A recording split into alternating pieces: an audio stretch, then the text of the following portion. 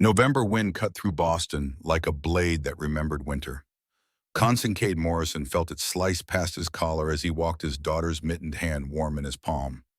6 years old and poet already moved through the world like someone who understood its rhythms, her pink knit hat bouncing with each step along the gravel path that wound through Boston Common. The bookstore bag swung from Cade's free hand, rustling with the weight of illustrated verse inside. Poetry for children, because her mother had named her after the only art form that felt like truth, and Cade wouldn't let that legacy fade into photographs and stories poet barely remembered. 3 years since Whitley's brain had betrayed her mid-laugh at their kitchen table, and still some days the absence felt fresh as a wound that hadn't learned to scar. Poet tugged his hand, pulling him toward the fountain, where bronze figures stood frozen in perpetual dance. The question came bright and easy. Can we get hot chocolate before we go home? My hands are freezing even with mittens.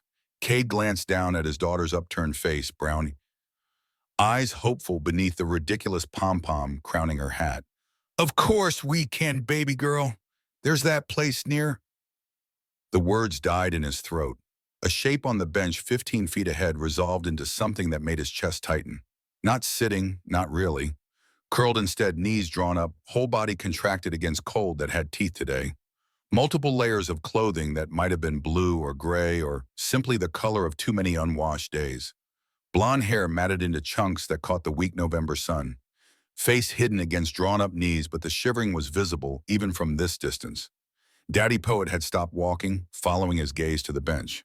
Why is that lady sleeping outside? It's too cold for sleeping outside. Cade's throat felt tight. 35 years old, and he'd built Morrison Tech from late nights in his MIT dorm room, turned code into capital until the number in his account had more zeros than seemed real. He donated to shelters, signed checks for homeless initiatives, considered himself someone who cared.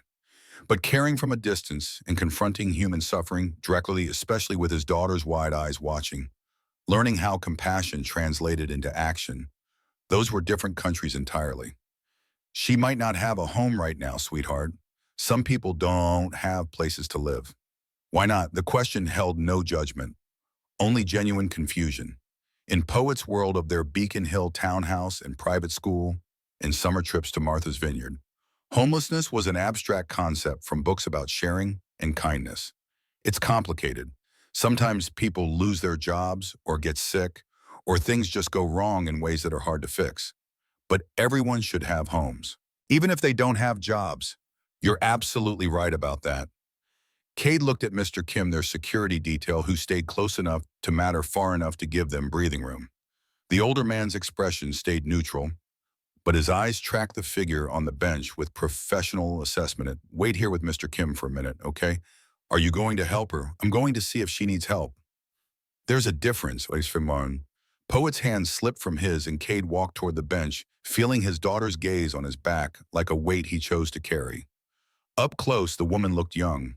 Late 20s maybe, though. Exhaustion and dirt made age harder to read. Her face stayed buried against her knees, but her breathing came fast and shallow, like someone trapped in dreams they couldn't wake from. Cade kept his voice soft, non-threatening. Excuse me, miss. Are you all right? The woman's head jerked up and Cade found himself looking into blue eyes that held equal parts fear and defiance. Despite everything, the grime, the exhaustion, the desperation evident in how she pressed herself harder against the bench back, she was striking. High cheekbones and a mouth that might have been lovely if it wasn't compressed into a line of pure survival instinct. I'm not bothering anyone. I'll move if you want. I was just resting. The words came rushed, practiced. How many times had she said them to people who saw her as a problem to be solved through absence? You're not bothering anyone. I'm Constance Morrison. That's my daughter over there, Poet. We were just walking past and wanted to make sure you were okay. The woman's eyes flicked to Poet, then back to Cade. Her assessment was quick, in thorough, expensive coat, confident, bearing the kind of presence that came from never wondering if a bank account would clear. But also something else, genuine concern in his expression, rather than the pity that turned people into objects to be managed. I'm fine, just cold. I appreciate you checking. When did you last eat something? The question made her flinch. I don't know. Yesterday maybe, or the day before. Look, I really don't want charity. I'm not asking for anything. Her stomach betrayed her with a growl audible even over the fountain splash. It's not charity, it's basic human decency. There's a cafe about 2 blocks from here. Let me buy you something warm to eat and drink. No strings, no expectations, just food. The woman he still didn't know her name looked ready to refuse. Pride and necessity warred across her face, 2 armies that had fought this battle before. Her hands trembled where they gripped her knees, and Cade couldn't tell if it was cold or hunger or something else entirely. Just food, she finally whispered. Then I go. I don't want complications. Just food, Cade agreed, though some part of him already knew this promise was the first of many he wouldn't keep. The walk to the cafe took less than 5 minutes but felt longer. Poet appeared at Cade's elbow, having extracted herself from Mr. Kim's supervision with the determination that made her teachers both adore and fear her. Hi, I'm Poet Morrison. I'm 6 3/4 years old. What's your name? The woman glanced down and something in her expression softened. Most people call me Bry, short for Bryony. That's a pretty name. Are you coming with us to get hot chocolate? If that's okay with you and your dad, it's very okay. Daddy says hot chocolate makes everything better, and you look like you need things to be better. Cade caught Bry's eye over Poet's head, offering an apologetic grimace. His daughter had many gifts, but subtlety wasn't among them. The cafe smelled like coffee and cinnamon warmth, hitting them in a wave that made Bree sway slightly. When had she last been properly warm? Cade guided them to a corner booth, Poet sliding in first with the confidence of someone who'd never been unwelcome anywhere. Bree hesitated before sitting, and Cade saw her take in the other patron students with laptops, mothers with strollers, the comfortable middle-class landscape of a Tuesday afternoon. She looked like someone who'd crossed a border without papers, aware of her otherness in every glance that slid past without landing. What do you want? Cade kept his tone light casual, like this was completely normal. Just coffee. Black. You should eat something too. When's the last time you had a real meal? Bree's jaw tightened. I said just coffee. Miss Bree should have soup, Poet announced, with the authority of someone who'd watched too many episodes of children's television about helping others. Soup is warm and good when you're cold. And a sandwich. And hot chocolate, because everyone deserves hot chocolate. Cade caught the server's attention, a young woman with blue streaks in her hair, who looked at Bree without judgment. Can we get 2 hot chocolates, 1 black coffee? And what soups do you have today? Tomato basil and chicken noodle. 1 of each plus 3 turkey club sandwiches. Cade. Bree's voice held warning, but also something else. Something that sounded dangerously close to tears. We're having lunch anyway. You're just joining us, please. The food arrived faster than conversation could fill the silence. Bree stared at the tomato soup like it might vanish if she blinked, steam rising in delicate curls. Then she picked up the spoon with hands that still trembled and took a careful sip. Cade watched her eyes close, watched the way she held the second spoonful in her mouth like she was memorizing the taste. Poet munched her sandwich and chattered about the book they'd bought, about her upcoming ballet recital, about her best friend Maya, who had a pet hamster named Professor Whiskers. Do you have any pets? Miss Bree set down her spoon, and Cade saw her swallow hard. I did once. A cat named Fitzgerald. But I couldn't keep him when things changed. My friend took him. He's better off. What changed, Poet? Those are personal questions. Let Miss Bree eat. It's okay. Bree looked at Poet directly, and Cade admired how she didn't lie or sugarcoat. I lost my job. Then I couldn't pay rent for my apartment. Sometimes adults have really hard times where everything goes wrong at once. So right now I don't have a house. That's why I was sleeping on the bench. That's sad. Where do you sleep when it's not on benches? Sometimes in shelters. Sometimes wherever I can find that's safe. You should stay with us. The words dropped into the conversation like a stone into still water. Cade felt the ripples spread outward, changing everything. Poet sweetheart. We have lots of rooms. Our house is really big, and lots of the rooms are empty because it's just me and Daddy and Mrs. Kim who cooks. Miss Bree could have the blue guest room. It's really nice and has its own bathroom and everything. Bree shook her head quickly. That's incredibly sweet, but I couldn't possibly. You don't know me. I could be dangerous or something. Are you dangerous? The question came from Cade, genuine curiosity replacing automatic refusal. No, I was a graphic designer. I had a life, a career. I went to art school and worked for a good firm and paid taxes and did everything right. Then my mom got sick with cancer and the medical bills, even with insurance.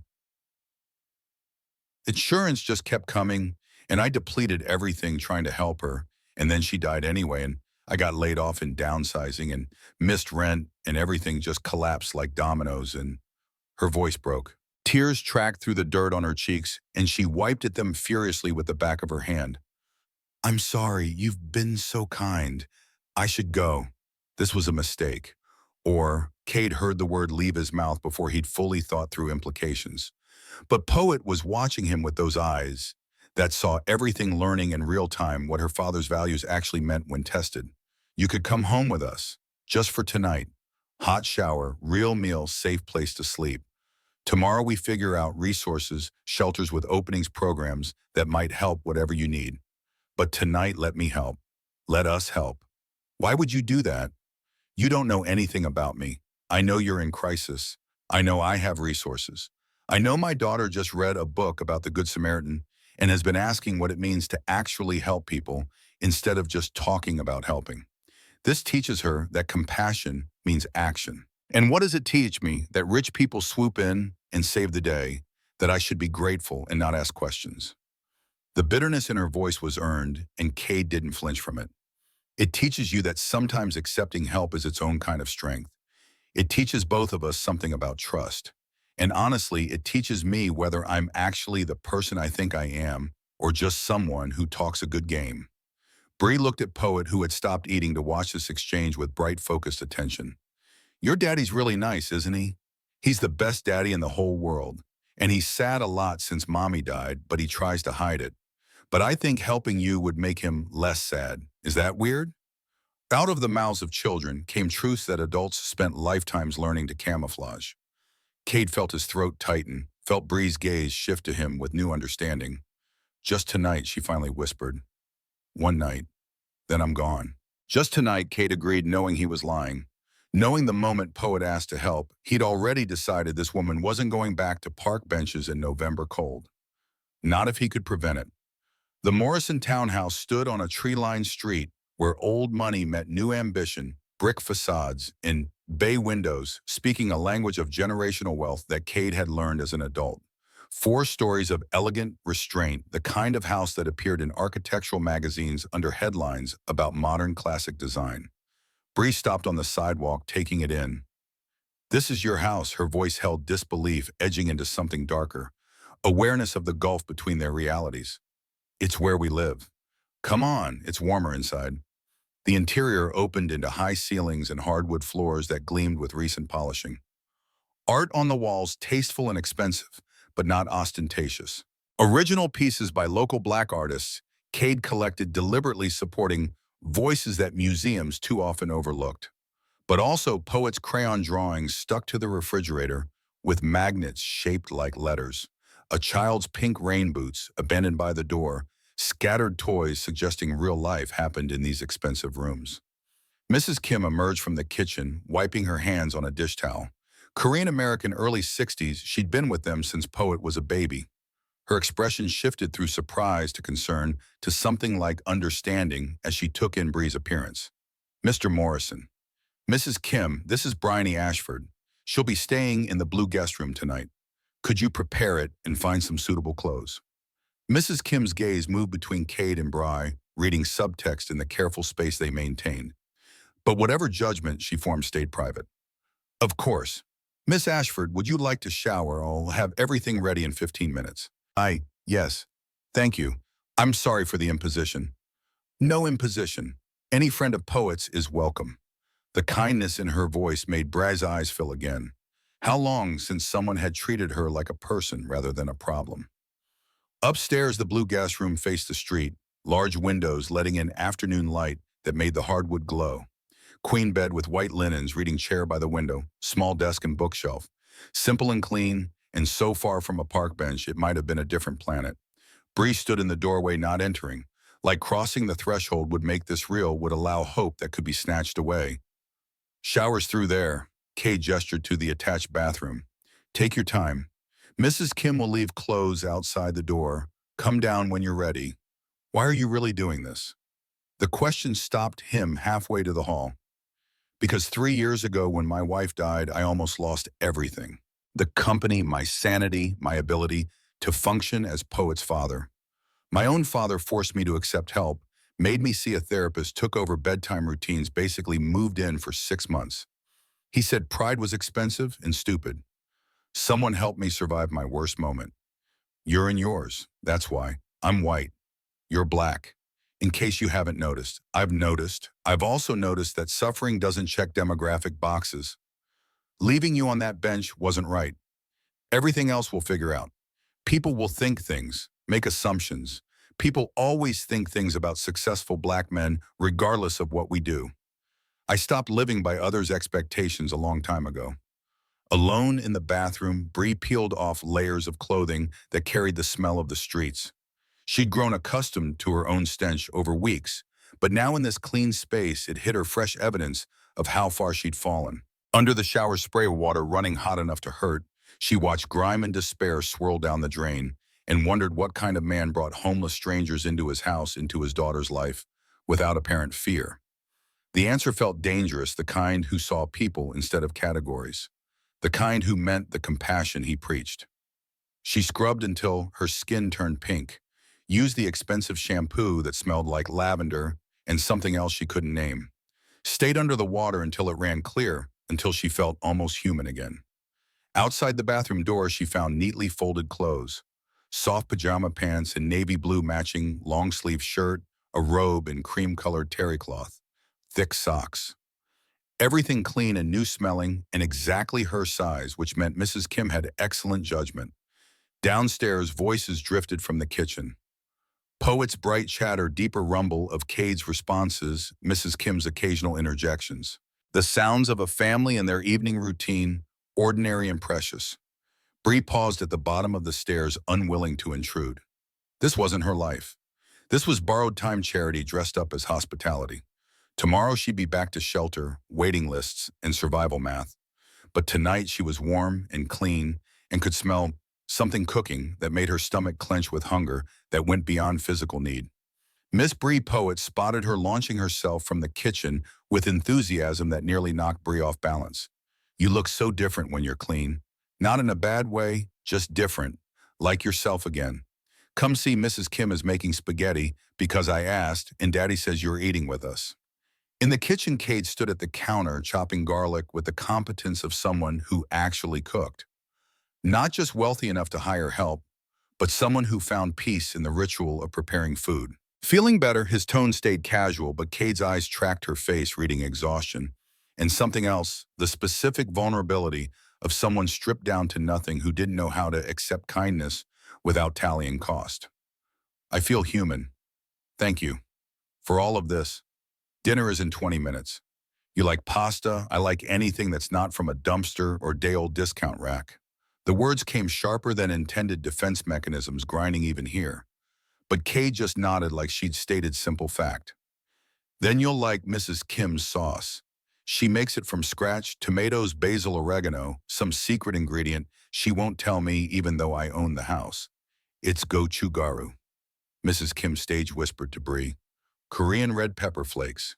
He thinks Italian food can't have Korean influence, but flavor knows no borders. Dinner happened around the kitchen table rather than the formal dining room Bree glimpsed through the doorway. Spaghetti served family-style garlic bread, still warm salad with homemade vinaigrette.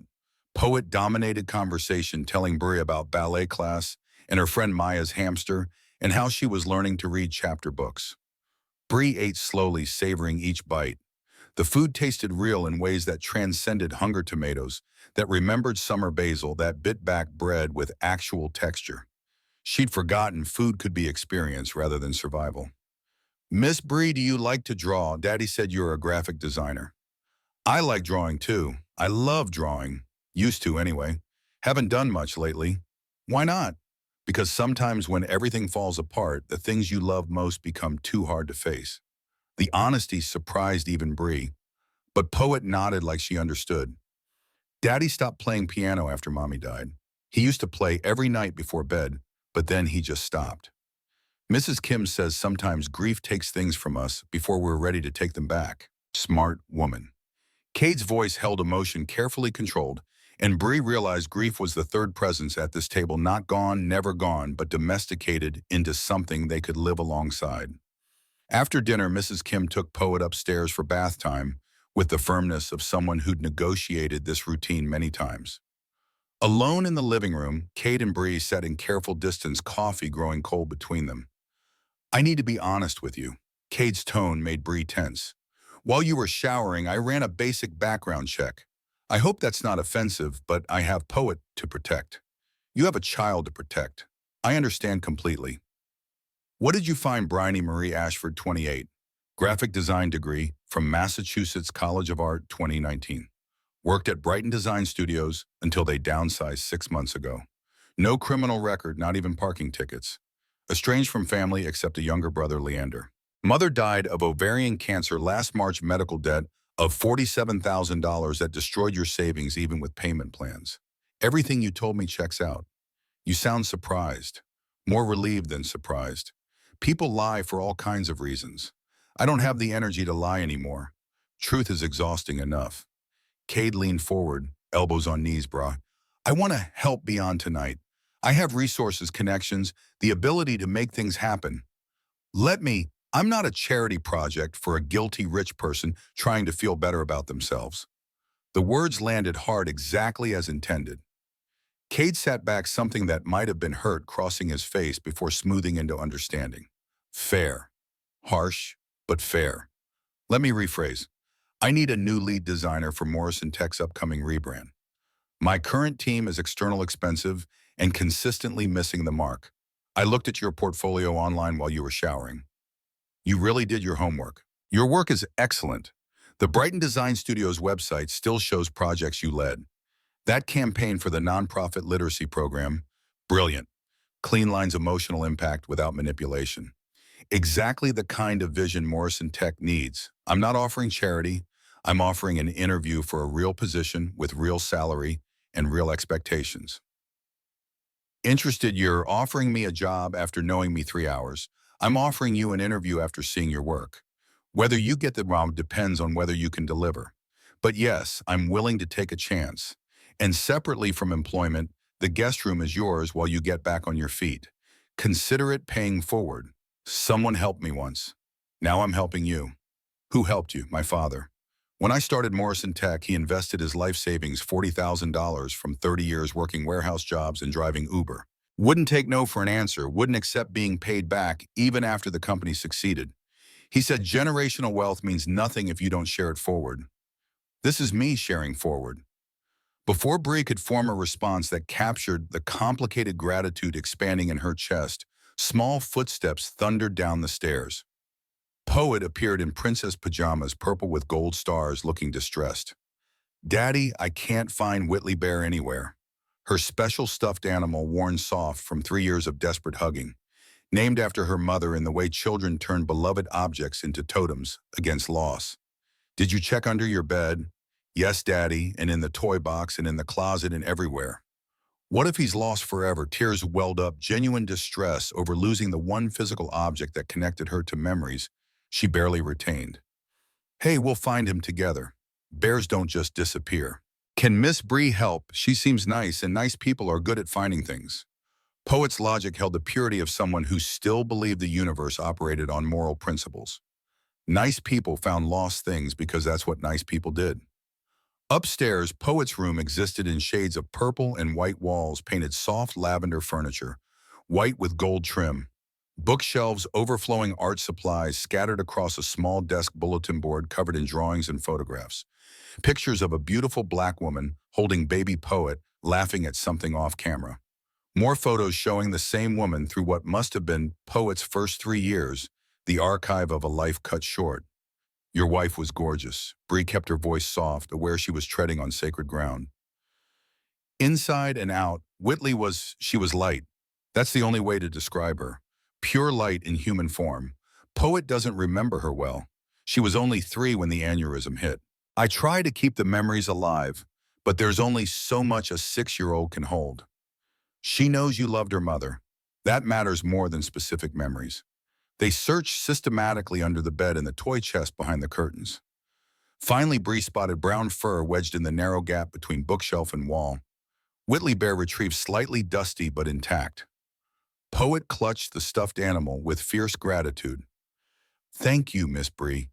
You're magic at finding things. Maybe you're magic at other things, too. After tucking Poet in with Whitley Bear secure under one arm, Kate and Bree returned downstairs. The question came without preamble, cutting through pretense. Why did you really bring me home? Most people would have given me $20 and walked away feeling virtuous. Kate was quiet long enough that Bree thought he might not answer. When he spoke, his voice carried weight of truth too heavy to fake. Because I was almost you. After Whitley died, I nearly lost everything. Depression swallowed me whole, couldn't focus on work. Barely managed basic parenting, just going through motions of existence. My father basically forced me to accept help. Moved in, took over when I couldn't function, made me see a therapist even when I insisted I was fine. He said pride was expensive and stupid, that everyone needs help sometimes. Someone helped me survive my worst moment. You're in yours. That's the only reason that matters. I'm white. You're black. In case you haven't noticed, wealthy black men bringing home struggling white women, society has opinions about that.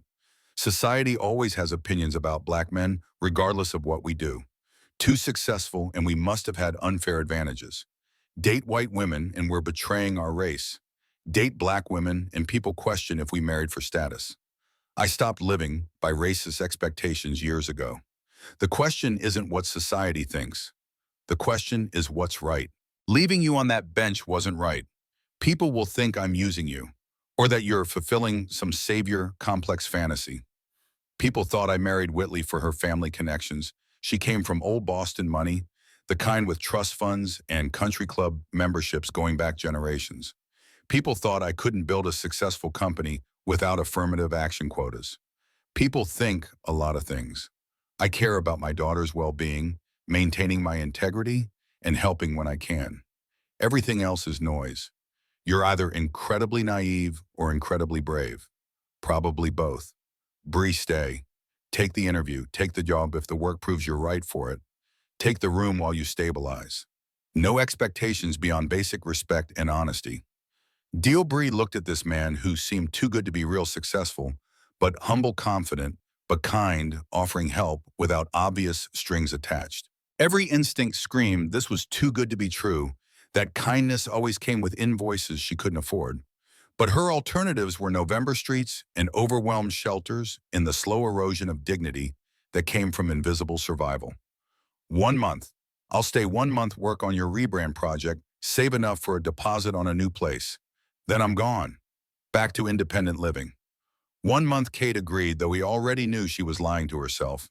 He'd seen determination in her eyes, seen how Poet had already claimed her.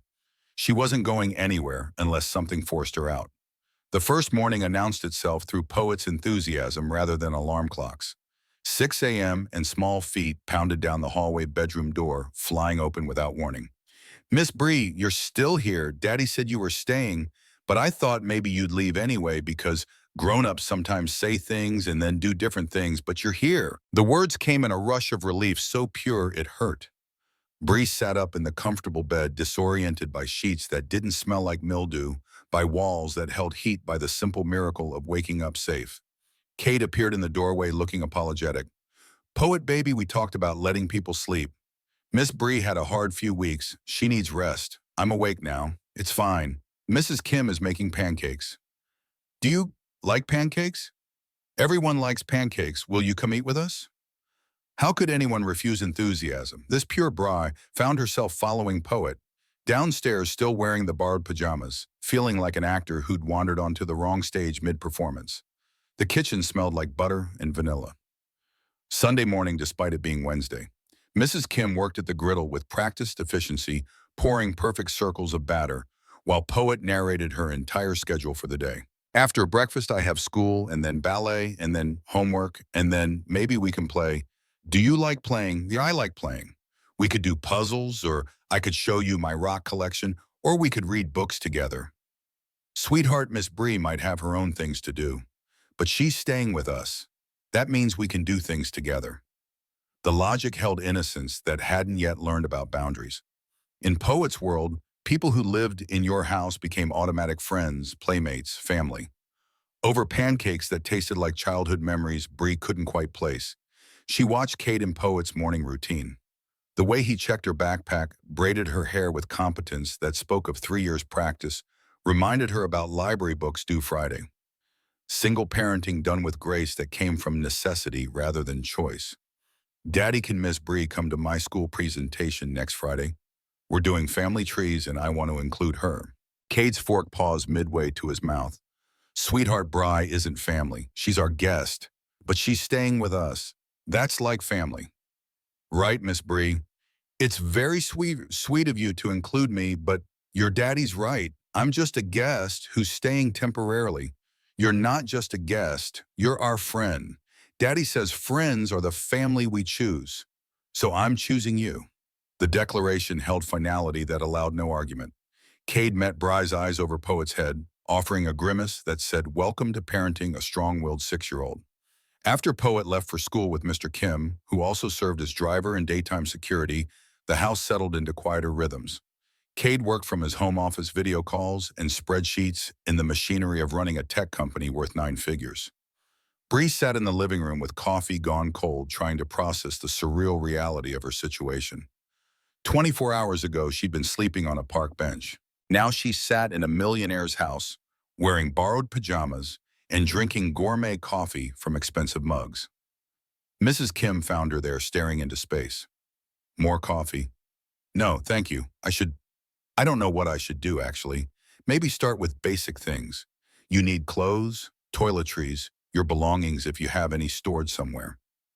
Mr. Morrison said to tell you he'll drive you wherever you need to go after his 10 o'clock call finishes. He doesn't have to do that. I can take the tea. You could, but he wants to help. Letting people help is its own kind of strength. The words echoed what Kate had said yesterday. Bree wondered if they'd rehearsed or if kindness just naturally aligned with itself. At 10:30, Kate emerged from his office wearing casual clothes that probably cost more than Bree's entire pre-homeless wardrobe. Ready, the storage facility in Dorchester looked shabby in daylight, chain-link fence, and concrete blocks that promised security through bleakness. Bree's unit was 5 by 10, the smallest available, holding everything she'd salvaged when the eviction notice's deadline arrived. Cade helped her carry boxes to his Tesla actual electric car that probably cost more than 2 years of her former rent. 6 boxes total, her entire life packed into less space than most people's closets. This is depressing. Her voice came flat, all emotion carefully managed. This is temporary. Bri, you're educated, talented, young, and resilient. This setback doesn't define you. Easy for you to say from your Tesla. I grew up in Roxbury projects with a single father working 3 jobs to keep us fed. Started my company with $5,000 saved from working night shifts at MIT's computer lab. Failed 2 startups before Morrison Tech succeeded. The Tesla came after years of ramen noodles and sleeping in my office. Don't assume my success was easy or unearned. Bree looked at him, really looked, and saw past the expensive car and confident bearing to the person underneath. Someone who'd climbed from nothing to something through sheer determination and whatever combination of talent, timing, and stubborn refusal to quit that separated success from failure. I'm sorry, that was presumptuous and unfair. It's okay. Most people see Black success and assume luck or affirmative action or sleeping with the right people. I've spent my career proving I belong in rooms that don't expect me. You don't need to prove anything to me. I already see your potential. The Target stop felt strange shopping for basics with someone else's credit card. Kate had insisted calling it in advance on her first paycheck, though no contract existed yet. Toothbrush and shampoo and deodorant, underwear and socks, 2 pairs of jeans and several shirts.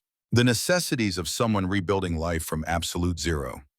At the register, Kate handed over his Black American Express without looking at the total. I'll pay you back. Every cent. I know you will. But right now, just accept the help. Back at the townhouse, Bree unpacked her boxes in the blue guest room that was already starting to feel less temporary. Clothes hung in the closet, toiletries arranged in the bathroom. Her mother's jewelry box almost empty, and most pieces sold for medical bills placed on the dresser like a shrine to everything she'd lost. Among her belongings, she found her design portfolio. Leather-bound presentation book showing her best work, carefully curated proof of talent that felt like artifact from someone else's life. Had she really created these campaigns? Led these teams, been someone whose opinion mattered in conference rooms? That evening, after Poet's ballet lesson and dinner, Cade made his formal offer. They sat in his home office, leather chairs and mahogany desk that belonged in movies about success. I spoke with Larkin Wells, my business partner, showed him your portfolio. He wants to meet you, but I'm authorized to make an offer. Lead designer for the Morrison Tech rebrand. 60-day contract, initially $75,000 annual salary. If we convert to permanent position after proving the fit works. Full benefits, stock options, standard stuff. Interested? $75,000, that's more than Brighton Design Studios paid me. That's because you were undervalued. I looked at comparable positions in Boston's tech sector. This is competitive, not charity. When do I start? Monday. Gives you the rest of this week to settle in, recover, prepare. Larkin will send project parameters tomorrow. You'll work from here. Initially, I have office space downtown, but most of our design team is remote anyway. Questions? Just one. Why are you really doing this? Cade was quiet, choosing words with visible care. Because I believe talent deserves opportunity, regardless of circumstance. Because my company needs what you can provide. Because helping you helps Poet learn what actual compassion looks like. Because it's the right thing to do. Pick whichever reason satisfies you. What if I'm terrible at the ground? Then we part ways professionally, but you still have the room until you're stable. Employment and housing aren't linked. I won't force you back onto the streets if the work doesn't pan out. You're taking a huge risk on someone talented who hit bad luck. That's not risk, that's investment. Bree, I've made my career on seeing potential others miss. Don't prove me wrong. The weekend passed in strange domesticity. Poet insisted on including Bree in everything. Saturday morning cartoons, trip to the park. Sunday afternoon baking session where they made chocolate chip cookies that came out slightly burnt but delicious anyway. Mrs. Kim observed with something like approval, seeing how naturally Bree folded into their routines. Sunday night after Poet was asleep, Cade found Bree on the back patio. November cold bit deep, but the outdoor heater made it bearable. She sat curled in one of the wicker chairs, staring at the small garden that Mrs. Kim maintained even in winter. Couldn't sleep, too much in my head. Cade settled into the chair beside her, maintaining careful distance. Want to talk about it? I keep waiting for the catch. For you to tell me what you really want in exchange for all this. What do you think I want? I don't know. That's what makes it terrifying. Men don't just help women like me without expectations. Men like me don't just help white women, you mean. Let's be honest about what you're really asking. The directness made Bree flinch, but Cade's tone held no judgment. I was married to a black woman I loved more than breathing. When she died, I could barely function. I'm not looking for replacement or rebound or whatever else your mind is constructing. I'm looking for I don't know. Not to be so alone, maybe. To help someone because I can. To teach my daughter that we're all responsible for each other. And if I develop feelings, if this situation gets complicated, then we navigate the complications like adults. About. Bree, I'm not going to lie and say I don't find you attractive. You're intelligent, creative, resilient, and yes, beautiful. But I'm also not going to act on attraction that emerges from unequal circumstances. You're rebuilding your life. I'm your employer and your host. That creates power dynamics we both need to respect. So we just ignore anything that might develop. We maintain professional boundaries. You work for me, live here temporarily, and we keep everything appropriate. Can you do that? The question landed with weight. Could she? Already she felt herself noticing things, the way Cade moved through space with unconscious grace, how he spoke to Poet with patience that never condescended, the rare smile that transformed his entire face from handsome to extraordinary. I can maintain boundaries if you can. Then we have a deal. Professional relationship, temporary housing arrangement, nothing more. The promise sounded convincing. They both believed it in that moment, sitting under stars that barely showed through Boston's light pollution. Neither acknowledged the lie they were telling themselves. Monday arrived with the weight of new beginnings. Bree woke early, dressed in new clothes that still felt foreign, came downstairs to find Cade already in his office. He'd left a note on the kitchen counter, project files in your email. My office is yours 10 to 2 while I'm in downtown meetings. Make yourself at home. See, The project brief was comprehensive. Morrison Tech wanted complete rebrand, new logo, color scheme, website design, marketing materials, everything. Their current aesthetic felt dated, corporate, indistinguishable from dozens of other tech firms. They wanted something that communicated innovation while remaining accessible, that appealed to enterprise clients while not alienating smaller businesses. Bree opened her design software for the first time in months and felt something loosen in her chest. This was familiar territory, the place where she still knew who she was. Colors and shapes and negative space language. She spoke fluently even when everything else had become foreign. She worked through morning, losing herself in the creative process that had always felt like meditation. Sketching initial concepts, playing with typography, building mood boards that captured different directions they could explore. Mrs. Kim brought lunch on a tray, soup and sandwich, fruit tea. You've been working 4 hours without break. Eat. Lost track of time. Thank you. Mr. Morrison does the same thing, forgets food exists when work flows well. I've learned to interrupt forcibly. After Mrs. Kim left, Bri ate slowly, studying the office where she sat. Photos on the wall showing Kate and Whitley at various stages: engagement, wedding, with newborn poet. Awards and plaques documenting Morrison Tech's rise. MIT diploma, Forbes 30 under 30, feature, Boston Business Journal, coverage. This was his life. Success built deliberately, lost survived, somehow new life constructed from ruins. And now she sat in the middle of it, temporary guest or something else. Poet arrived home at 3 with characteristic enthusiasm. Miss Bree, are you working? Can I see Daddy lets me see sometimes when it's not secret business stuff? Bree showed her the preliminary concepts, watching Poet's face light up. That one, the blue one with the swirly parts? That's the prettiest. You have good taste. That's my favorite too.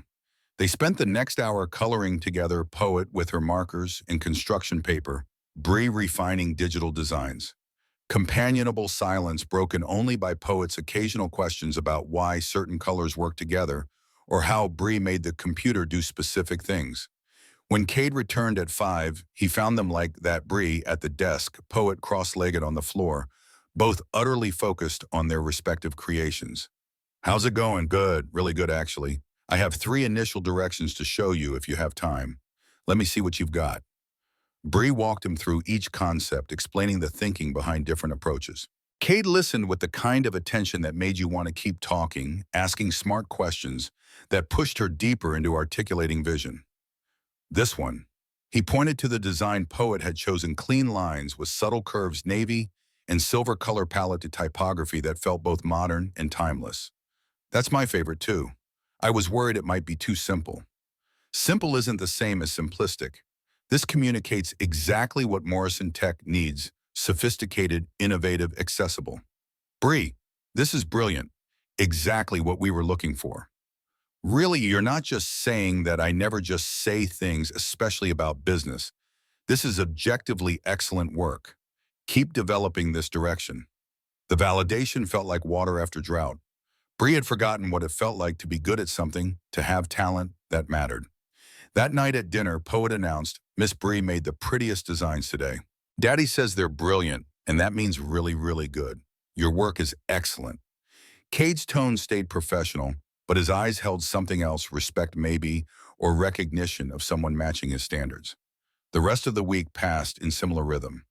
Bree worked on the rebrand. Poet came home from school evenings unfolded in domestic routines that started feeling dangerously normal. She helped with homework, read bedtime stories when Cade had late calls, learned the household's patterns like someone who lived there rather than someone passing through. Friday brought the video call with Larkin Wells, African-American, early 40s, Cade's business partner since Morrison Tech's founding. He joined the call from Morrison Tech's downtown office, backdrop of glass and steel, speaking wealth accumulated deliberately. So you're the designer who's got Cade excited. Show me what you're working on. Bri presented the rebrand direction with growing confidence. Larkin listened without interrupting, taking in each element she developed over the week. This is exceptional. Bree, where have you been hiding this talent? On park benches, apparently. The dark humor landed awkwardly, but Larkin just nodded. Fair enough. Streets are full of talented people. Society failed. Cade's instinct to bring you on was correct, which frankly surprises no one. The man's built a career on seeing what others miss. Welcome to Morrison Tech officially. You're hired permanently, assuming you want the position, yes. Absolutely yes. Excellent. HR will send paperwork Monday. Salary 75 starting, standard benefits package, stock options vesting over 4 years. Cade will handle specifics. After the call ended, Bree sat staring at her screen. $75,000, health insurance, stock options, things that had seemed impossible 3 weeks ago, now materializing like miracles she'd stopped believing in. Cade appeared in the doorway. Congratulations, you earned it. I don't know what to say. Thank you usually works. Thank you for everything. The job, the room, the just everything. You did the work. I just provided the opportunity. But that night, lying in the blue guest room that was starting to accumulate her belongings, Bree couldn't sleep. Gratitude tangled with something more complicated, something that had no business existing given their circumstances. She found herself thinking about Cade in ways that went beyond appreciation, how his hands moved.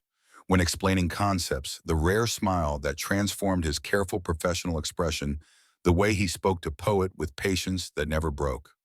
This was dangerous territory. She couldn't develop feelings for her employer, her host, the man whose generosity had saved her from streets.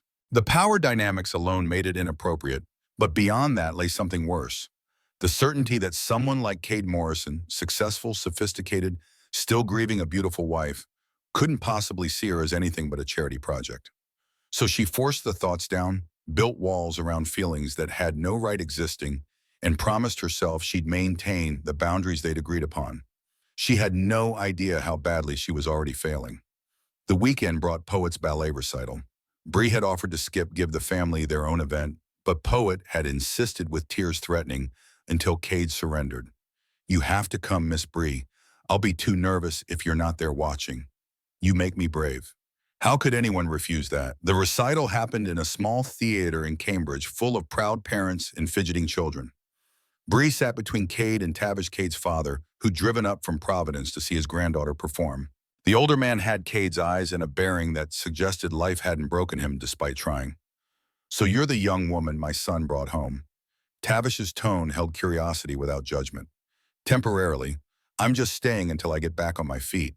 That's what my son claims too. But I see how Poet lights up when you're around. Children don't lie about attachment.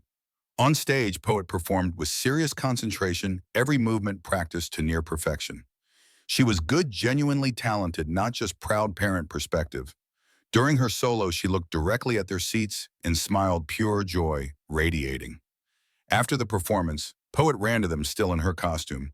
Did you see I didn't fall even once? You were magnificent, baby girl. Cade lifted her up. Despite her insistence, she was too big for carrying. Miss Bree, did you like it? You were the best dancer on that stage. Absolutely magical. I want to be a ballerina when I grow up. Or a poet like my name. Or maybe both.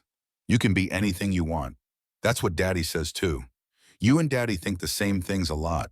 The observation landed with more weight than Poet intended. Tavish caught Bree's eyes, something knowing in his expression. Later, while Poet changed, Tavish and Bree found themselves alone in the lobby. My son's been alone too long. Since Whitley died, he's been surviving instead of living. Going through motions for Poet's sake, but not actually feeling anything. Until you. I see him laugh again. Real laughter, not performance. That matters. Mr. Morrison, I don't want to give you the wrong impression. I'm just staying temporarily until you're stable. I heard. But let me tell you something about my son. He doesn't do anything halfway. Not business, not parenting, not caring about people. If he's brought you into his life this completely, it means something. Question is whether you're brave enough to acknowledge what. I can't. The circumstances are complicated. Life always is. But don't let fear of complications prevent something real. Whitley wouldn't want Cade spending the rest of his life alone out of loyalty to her memory. Did you know her loved her like my own daughter? She was light and joy and everything good. But she's gone. Cade's still here. So are you. That matters too. The conversation stayed with Bree as they drove home, Poet chattering about the performance, while Cade navigated traffic with patient competence. What was she doing? Playing house with a family that wasn't hers, developing feelings for a man completely out of her league, imagining futures that couldn't exist. That night, Poet had a nightmare. Bree woke to crying down to the hall, heard Cade's door open, footsteps heading to his daughter's room. She should have stayed in bed, let them handle it privately. Instead, she found herself at Poet's door, watching Cade sit on the bed and gather his daughter close. Shh, baby girl. Daddy's here. What was the dream? Mommy was leaving, and I was trying to follow her, but I couldn't reach, and she just kept getting farther away, and then she was gone, and I couldn't remember her face anymore. The words tore at something deep. This was what grief looked like when you were 6, fear of forgetting the person you lost, terror that memories would fade until nothing remained. Mommy's not really gone. She's in your heart always, and I have so many pictures and videos we can look at whenever you want to remember her face. But what if I forget what her voice sounded like? The pictures don't have her voice. Cade's throat worked visible, struggled to maintain composure. I have videos with her voice. We'll watch them tomorrow. I promise you won't forget. Can Miss Bree stay too? She makes the sad less sad. Both adults turned to find Bree in the doorway. Cade's expression held complicated emotion. Gratitude, concern, something else she couldn't name. Of course I'll stay if you want. They ended up in Poet's bed together, the child between them reading stories until she fell asleep. Bree and Cade stayed like that longer than necessary, neither moving, both aware of the intimacy of this moment. Two adults protecting one child's dreams, looking like family, they weren't. Finally, carefully, Cade extracted himself without waking Poet. In the hallway, he kept his voice low. Thank you. You didn't have to do that. She needed comfort. I was awake. Bree, we're getting into complicated territory. Poet's getting attached. If you leave when I leave, she corrected. When, not if. I'm still looking at apartments. Are you? Because I haven't seen you checking listings or contacting landlords. The challenge hung between them. Was she really planning to leave or just pretending while letting life happen around her? I have the job now. Steady income. I can afford a place. But you like it here, not a question, a statement. Cade's eyes held something intense, searching. Of course I like it here. You've given me safety and opportunity and belonging I didn't think I'd find again. But that doesn't mean I can stay indefinitely. Why not? Because this isn't real. Because I'm a guest, temporary, someone you helped out of kindness. Because Poet needs stability, not people who drift through her life. Because you're afraid. The words stopped her. Cade stepped closer, not touching, but near enough she could feel his warmth. You're afraid that if you let yourself belong here, it could be taken away. You're afraid of what you're feeling. You're afraid I might feel it too. Don't, Bree's voice came strangled. Don't do this. You're my employer, my host. This crosses every line. What if I want to cross the lines? What if maintaining professional distance is becoming impossible? Then we're both in trouble. The honesty hung raw between them. Cade reached up, fingers almost touching her cheek before stopping. I promised boundaries. I won't break that promise. But Bree, you need to know, having you here, watching you with Poet, seeing you rebuild yourself with so much strength, it's changing something in me. I'm not asking you to respond. I'm just being honest. You can't say things like that. Why not? Because I'm white, you're black, your wife was black, and I'm still technically homeless without your charity. Because every power dynamic is skewed. Because society will think I'm using you or you're fulfilling some savior fantasy. Because this is complicated in ways that hurt people. Or maybe it's just two people finding connection despite circumstances. Maybe the complications don't matter as much as what's real. What is real, I don't know yet. But I'd like to find out if you're willing. Bree wanted to say no, wanted to maintain the safety of clear boundaries. Instead, she heard herself whisper, 1 month. Give me 1 month to save enough for my own place, establish independence. Then we can talk about what might be possible without power dynamics coloring everything. 1 month, Kate agreed. Then we stopped pretending we're not feeling this. The third week brought Hudson Tate into their lives like poison in clean water. Morrison Tech's primary competitor, Hudson had history with Cade going back to their MIT days, mutual dislike, calcified over years of business rivalry. The encounter happened at a tech networking event downtown. Cade had brought Bride to introduce her to industry contacts, help her rebuild professional networks, destroyed by homelessness. She wore a dress borrowed from Mrs. Kim, simple black sheath, that somehow fit perfectly and tried to project confidence she didn't fully feel. Hudson spotted them across the room, made a beeline over with the predatory focus of someone who smelled weakness. Constance Morrison. Still winning through charm and privilege, I see. Hudson. Good to see you too. Cade's tone stayed neutral, but his body language shifted subtly protective alert. And who's this? Let me guess. New hire. You've always had a talent for finding diamonds in rough places. Bryony Ashford, lead designer for Morrison Tech's rebrand. Bree kept her voice professional, extending a hand. Hudson shook with assessing eyes. Interesting. Tell me, how did you land such a position? Morrison Tech typically hires from top firms. Talent, actually. Novel concept. Or proximity. I hear you're living in Morrison's house. Very cozy arrangement. The insinuation landed like a slap. Bree felt her face heat, felt Cade tense beside her. My living arrangements are none of your concern. They're very much my concern when they affect business decisions. Mixing personal and professional, well, that's how lawsuits happen. But I'm sure Constance Cade is careful about such things. He always is. The emphasis on always carried implications too ugly to address in public. Hudson smiled like he'd scored points in a game only he was playing. Enjoy your evening. I'm sure we'll be seeing more of each other. After Hudson walked away, Bri found herself shaking with rage and humiliation. He's right. People are going to think I slept my way into this job. Hudson's an asshole who makes his living tearing down others' success. Don't give him that power. Easy for you to say. Your reputation survives gossip. Mine doesn't. They left the event early, driving home in silence that felt heavier than words. In the townhouse, Poet already asleep, they sat in the kitchen while tension knotted between them. Maybe I should move out, find a different job, clear the air before gossip becomes narrative. Run away. That's your solution. It's self-preservation. It's letting Hudson Tate win. Bree, if you want to leave because you truly want to, I won't stop you. But don't leave because some racist, sexist competitor tried to weaponize our relationship. Relationship. We don't have a relationship. You're my employer and host. The words came sharper than intended defense mechanism, grinding even here. Cade flinched, something that might have been hurt, crossing his face. Right. Professional arrangement. Temporary housing? Nothing more. Cade. No, you're correct. Let's maintain clarity. I'll draw up formal employment paperwork this week, make everything official. You work for Morrison Tech.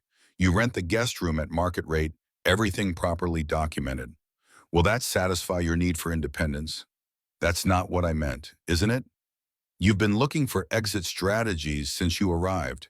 Every time things get comfortable, you remind everyone this is temporary. Maybe you should take your own advice and actually leave instead of hovering in this liminal space. The anger in his voice was new, and Bree realized she'd hurt him without meaning to. Or maybe meaning to, using cruelty as protection against feelings she couldn't afford. I'm sorry, that came out wrong. Did it, or did it come out exactly how you feel? Cade stood face carefully neutral. I'm going to bed. We'll discuss logistics in the morning. Alone in the kitchen, Bree put her head in her hands and tried not to cry. She was ruining everything good that had appeared in her life through her own fear and inability to accept kindness without tallying cost. But wasn't that wisdom? Wasn't protecting herself against inevitable hurt? Just smart survival strategy. The problem was she'd already failed at protection. She'd already fallen for Constance Cade Morrison despite every rational reason not to. Fallen for his kindness and integrity, for how he loved his daughter, for the way he saw her as a person rather than a problem. And falling when you had nothing was the most dangerous thing you could do. The fourth week brought clarity through crisis. Poet's teacher requested another meeting, concerns about the 6-year-old's family situation affecting classroom behavior. Mr. Morrison, Poet's been telling classmates that Miss Bree lives with you now. She drew a family portrait in art class, her and Miss Ashford. There's no mention of her late mother. I'm concerned about attachment to someone temporary. Marina Voss spoke gently but firmly, teacher who'd seen too many children hurt by adult complications. I'm concerned too, but Miss Voss Bryony has been good for Poet. Female influence, creative energy, genuine affection. I can't cut that off without hurting my daughter worse. Can you guarantee Miss Ashford's permanence? Because if not, you're setting Poet up for another loss. She's already experienced maternal death. Adding another departure, I understand the risk. Do you? Because from where I sit, you're prioritizing your own comfort over your daughter's emotional stability. The words cut deep because they held truth. Was he being selfish? Using Bri to fill the void? Whitley left caring more about his own loneliness than Poet's long-term welfare. That evening, Cade had the hard conversation. Poet sat on her bed, clutching Whitley bare, sensing something serious coming. Baby girl, we need to talk about Miss Bree. I love Miss Bree. She's the best. I know, and she loves you, too. But sweetheart, you understand Bree is getting her own apartment soon, right? She won't live here forever. Why not? There's room. She could stay in the guest room forever. Because adults need their own spaces. Bree's been very kind staying here, but she has her own life to build. Tears welled up immediately. Does she have to go? I don't want her to leave. Everything's better when she's here. You smile more. Real smiles, not the pretend ones. The observation hit like a fist to the chest. How perceptive was his daughter? How much had she noticed about his careful grief management? I smile plenty, not real smiles. Pretend smiles for me, so I won't worry. But with Miss Bree, you smile like you used to before Mommy died. Please don't make her leave. It's not about making her leave. It's about what's best for everyone. What's best is she stays forever. I want Miss Bree to be my new mommy. The words detonated like bombs in quiet space. Poet said it so simply, so hopefully, like this was obviously the solution to all problems. Sweetheart, it's not that simple. Why not? You like her. I like her. She likes us. That's how families work. Families are more complicated than just liking each other. But you could marry her like you married Mommy. Then she'd stay forever, and we'd be a real family again. Cade gathered his daughter close, felt her small body shaking with tears she'd been holding back. Baby girl, I can't promise that. Love doesn't work on schedules or wishes. But you love her, right? I see how you look at her when you think nobody's watching. Out of the mouths of children came truths adults spent lifetimes learning to hide. Cade held his daughter and couldn't lie, couldn't promise what she wanted, couldn't fix this with parental magic that made all problems disappear. Bree found them like that 20 minutes later. Poet cried out and sleeping against Cade's chest. She stood in the doorway and Cade met her eyes over his daughter's head. She heard everything. Didn't she? Poet's voice drifted sleepy but determined. Miss Bree, don't leave us. Please, we need you. Go back to sleep, baby girl. Promise you won't leave. I promise I'm not going anywhere tonight. Sleep now. After carrying Poet to bed, Cade and Bree ended up on the back patio despite November cold. The outdoor heater glowed but barely cut the chill. Good they both needed the cold's clarity. This is dangerous, Bree spoke first, voice tight. We look like a family. We feel like a family. But we're not. I'm temporary, and Poet's forgetting that. Are you temporary? Cade turned to face her directly. Because from where I sit, you've been here a month. You work for my company, help parent my daughter, belong in our life more completely than anyone since Whitley died. At what point does temporary become permanent? When it's real instead of crisis response. Cade, we met because I was homeless. You helped me because you're fundamentally decent. But that's not foundation for actual relationship. What would be foundation meeting at a bar, being introduced by friends? There's no correct way for people to meet. We found each other when we both needed something. Maybe that's enough, or maybe it's gratitude masquerading as something deeper. Is that what you feel, gratitude? The question hung heavy. Cade moved closer, not touching, but near enough she could see gold flecks in his brown eyes. Tell me honestly, what do you feel? Bree's throat felt tight. Terrified, overwhelmed, grateful, yes, but also something else.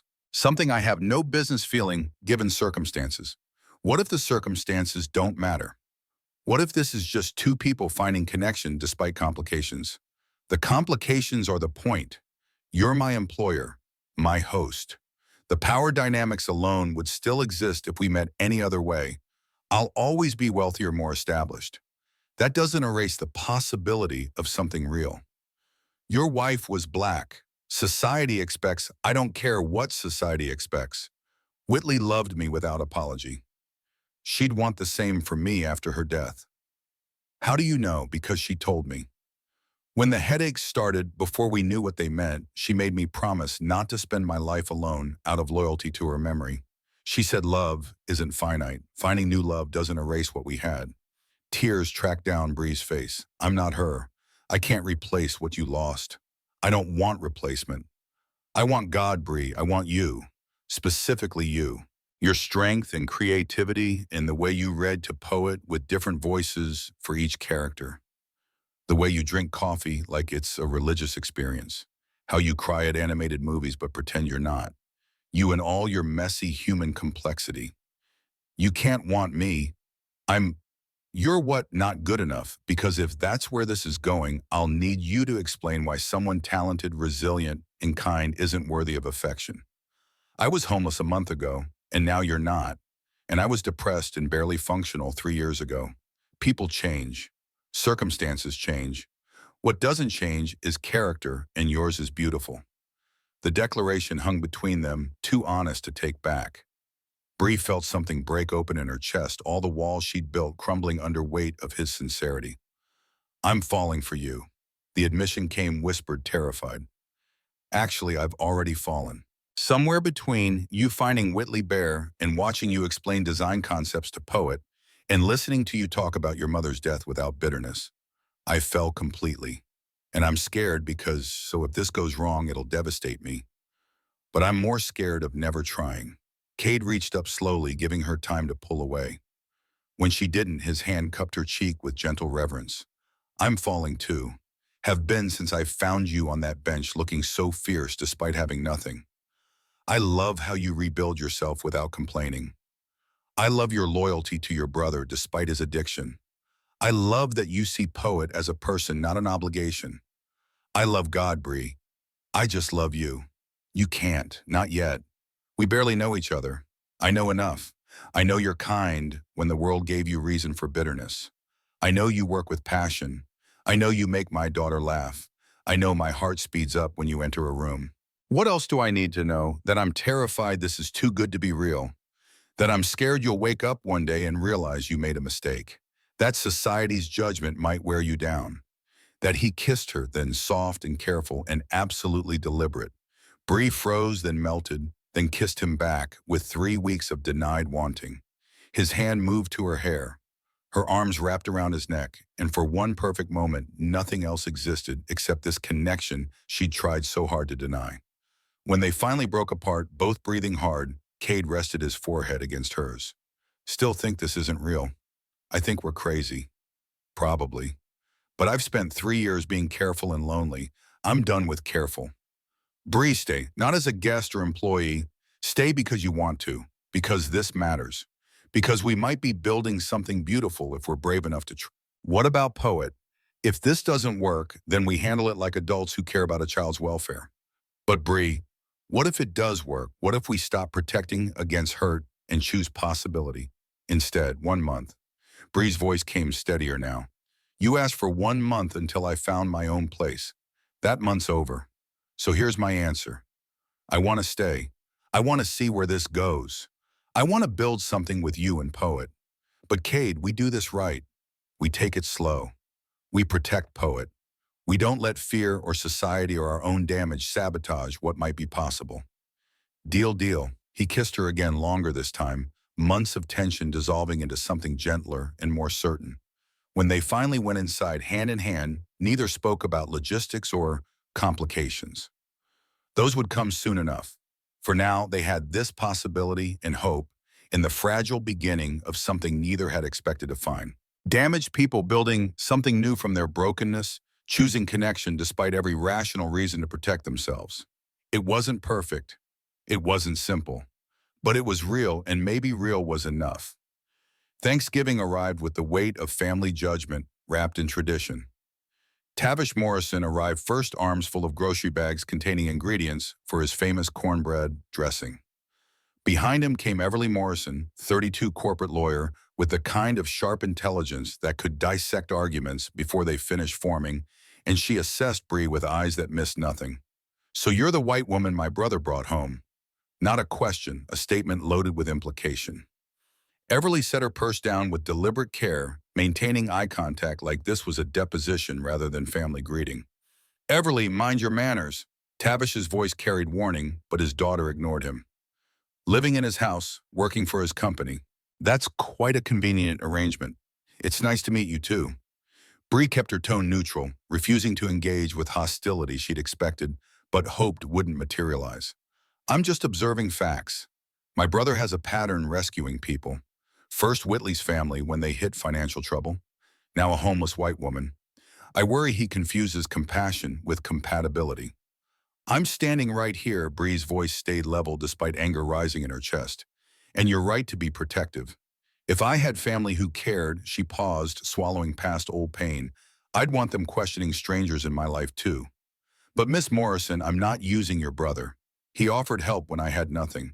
I'm working to repay that debt and build something independent. Whatever else develops between us, it's genuine. Everly studied her with lawyer's precision, looking for cracks in testimony. Are you sleeping with him, Everly? Kate appeared from his office, face tight with anger. Bree had never seen directed at anyone he loved. That's completely inappropriate. It's completely relevant. Cade, you're a black millionaire single father. White women have historically been dangerous for men like you. Accusations, assumptions, destruction of reputation. One claim of inappropriate behavior, and you lose poet. Your company, everything you've built. I need to know what we're dealing with. You're dealing with two adults navigating complicated feelings with appropriate caution. That's all you need to know.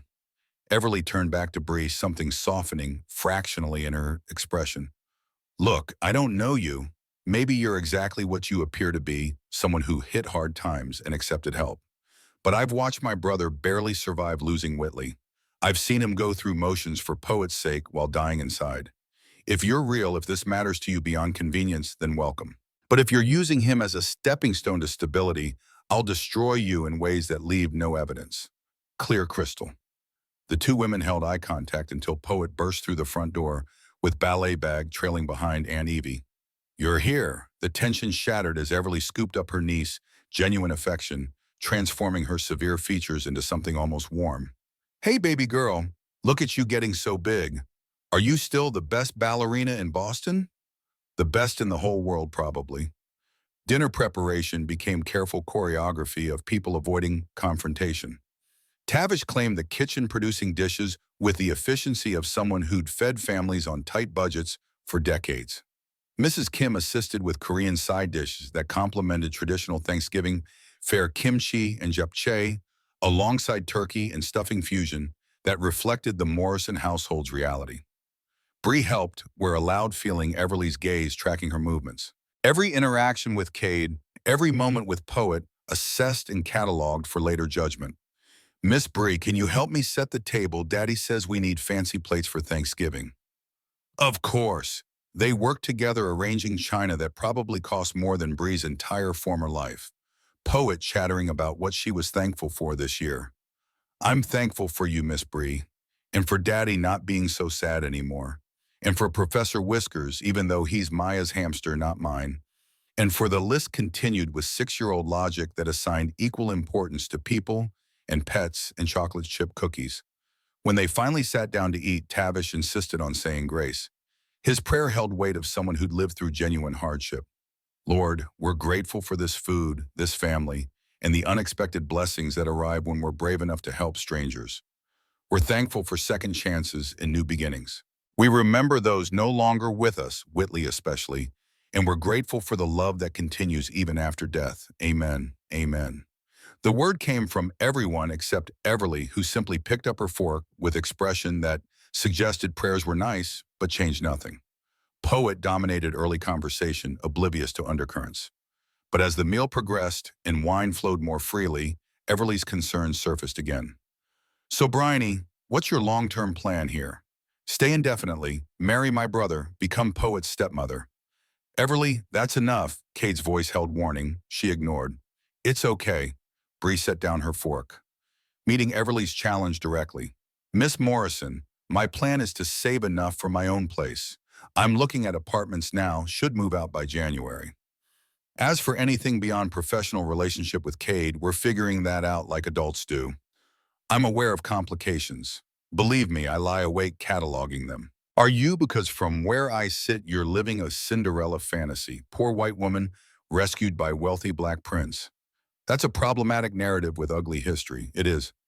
Bree agreed without flinching. Believe me, I'm aware. But Miss Morrison, your brother didn't rescue me as some savior fantasy. He helped because his daughter asked him to because he's fundamentally decent. I'm grateful and I'm trying not to take advantage of that decency. That's all I can offer. Something shifted in Everly's expression, not quite approval, but recognition of honest answer rather than defensive deflection. After dinner, while Poet showed Tavish her rock collection upstairs, Everly cornered Cade in his study. Can we talk privately? Her tone suggested this wasn't optional. Cade closed the door. Go ahead. Are you sleeping with her? That's none of your business. But no, we've barely acknowledged feelings exist. We're taking things slow specifically because of the complications you keep throwing in my face. Good. Keep it that way until she moves out. Create separation between personal and professional. Protect yourself legally and emotionally. Or I could live my life without constant fear of worst-case scenarios. Cade, you're a black man with wealth and a white female employee living in your house. Every power dynamic is skewed. How can you know her feelings are real versus survival instinct? I can't know with certainty. But I can't live in fear either. You're right that our racial difference creates complications. You're right that power imbalances exist. But does that mean connection can't be genuine? That I'm supposed to stay alone forever because helping someone might develop into something more? And Poet, what about her? Everly's voice softened slightly.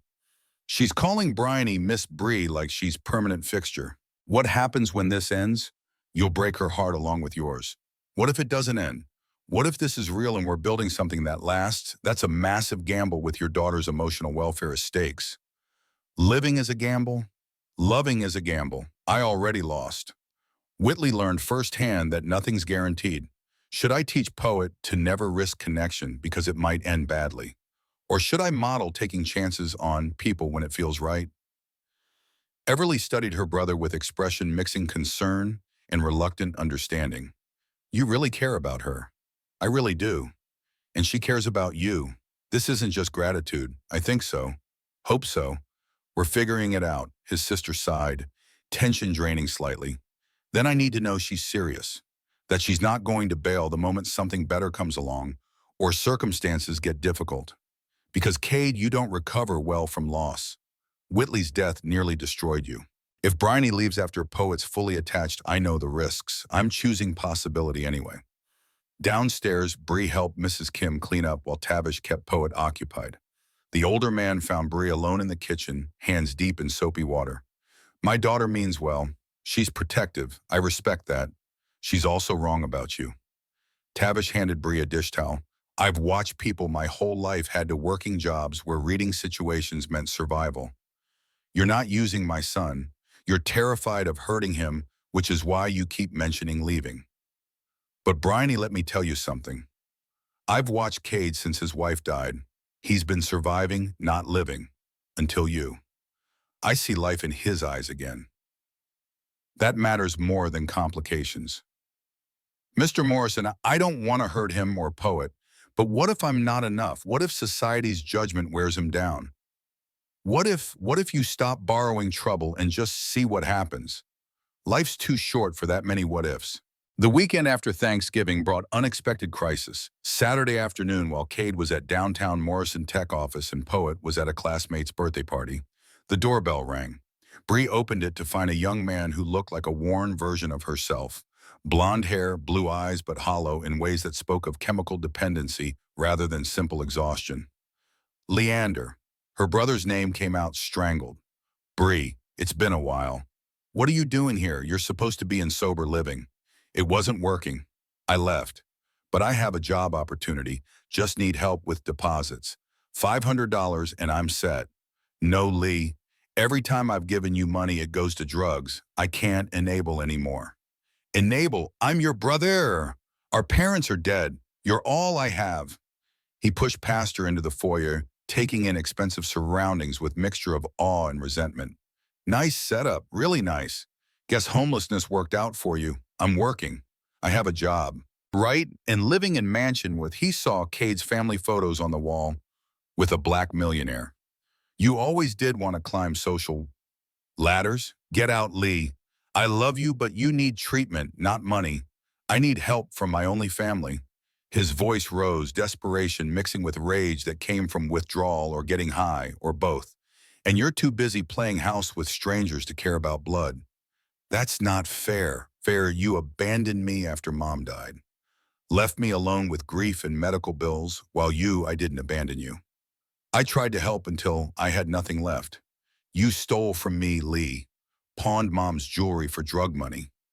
Lied and manipulated, and Leander grabbed her arm, fingers digging in hard enough to bruise. You'll give me money or I'll make things uncomfortable for you and your rich boyfriend. Cade's voice cut through from the doorway. He'd returned early, sensed something wrong the moment he saw a front door ajar. Release her. Now. Leander turned, took in Cade's size and presence and obvious wealth. His expression twisted into something ugly. Mind your business. She is my business. You're in my home threatening someone under my protection. Leave peacefully or I call police. Police perfect. Leander's laugh held no humor. Rich black guy calling cops on struggling white man. That'll look great. Press will love that story. I don't care how it looks. You're hurting your sister. That's unacceptable. Cade moved forward, positioning himself between Bree and her brother. Mr. Kim appeared from the kitchen, having heard the commotion's silent backup that made Leander reassess his options. Fine, I'm leaving. But Bree, remember this when you're all comfortable in your new life. Remember you chose strangers over family. After building security, escorted Leander out. Bree collapsed into Cade's arms and cried great heaving sobs that came from somewhere deeper than this single confrontation. Grief for her brother, shame at her family's dysfunction, fear that Leander's addiction would destroy what she was building. I'm sorry. I'm so sorry you had to see that. Hey, you have nothing to apologize for. Cade held her tightly, a voice soft against her hair. Family addiction is hell. I know my cousin died from overdose 3 years ago. It's not your fault. He's right, though. I abandoned him. Chose this comfortable life over helping my brother. You chose survival. There's a difference. Bro, you can't set yourself on fire to keep others warm. Your brother needs professional help, not money that enables his addiction. Logic didn't touch the guilt. Bree cried until she had nothing left, until exhaustion replaced emotion, until Cade's steady presence convinced her she wasn't alone in this. When Poet came home later, she found them on the couch. Bree red-eyed, Cade protective, obvious tension in the air. Miss Bree, why are you sick? Did something bad happen? Just some family stuff, sweetheart. Nothing for you to worry about. Is your brother okay? The one you told me about, he's sick, but I'm hoping he'll get help. When people are sick, they need extra love. Poet climbed onto the couch between them with the certainty of someone who'd solved the problem. That's what Daddy says, so we should send him extra love, even if he's far away. You're very wise. I know, Daddy tells me all the time. That night after Poet slept, Cade and Bree talked on the patio despite cold that had teeth now that December approached. Your family knows about us? Bree kept her voice careful, aware this was turning point. They know I care about you. They know you're living here. Everly's suspicious of motives. Tavish is supportive. Standard family dynamics. And Whitley's family. Do they know about me? I haven't told them yet. They're still grieving, not ready to hear I'm moving on. Are you moving on? The question hung between them, weighted with everything they'd been dancing around. I'll always love Whitley. She's Poet's mother, my first love. But Bree, there's room in my heart for you too. Different love, not replacement love. Can you accept that? I think so. But Cade, we need to be realistic. Society will judge.